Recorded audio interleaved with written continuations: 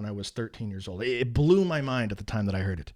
It was delivered by a guy named Alan Watts on this obscure late-night radio station I was listening to.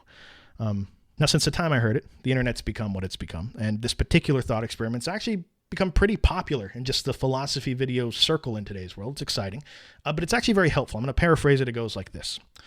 Imagine if when you went to sleep at night, you could condense an entire human life down into 8 hours of sleep, 75 years. Basically, you'd go to sleep, dream starts, you'd be born, you'd experience an entire life of 75 years, and when you die, you wake back up into the real world, only to go about your business for a day, then to go back to sleep the next night to live another human life. Now, imagine if within this dream that you had, you have the power to completely dictate the terms of your life. You can do whatever you want in this dream. You choose everything that happens in your life. What would you do in that dream? Well, most people, if they're given total control over their lives, what are they going to do with it? They're going to give themselves anything they could ever possibly want. They're going to have a yacht. They're going to be friends with P. Diddy.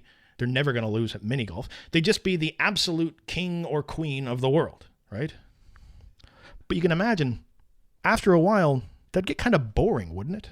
I mean, how many times are you really going to lay your head down on that pillow knowing full well you're about to spend the next 75 years having nothing but unbridled success and pleasure? How long are you going to do that before that whole 75-year trust fund life gets a little boring to you?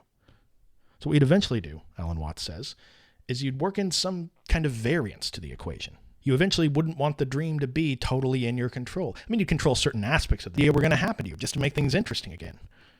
But then eventually make things interesting again. But then eventually this would get boring. And you'd continue down this path of adding more and more variance into the dream. Bad things would happen to you contrasted by good things. You'd continue this momentum of having less and less control over the terms of your dream. And eventually, the final thing you'd want to ensure about the dream is that you wouldn't want to know that it was a dream at all.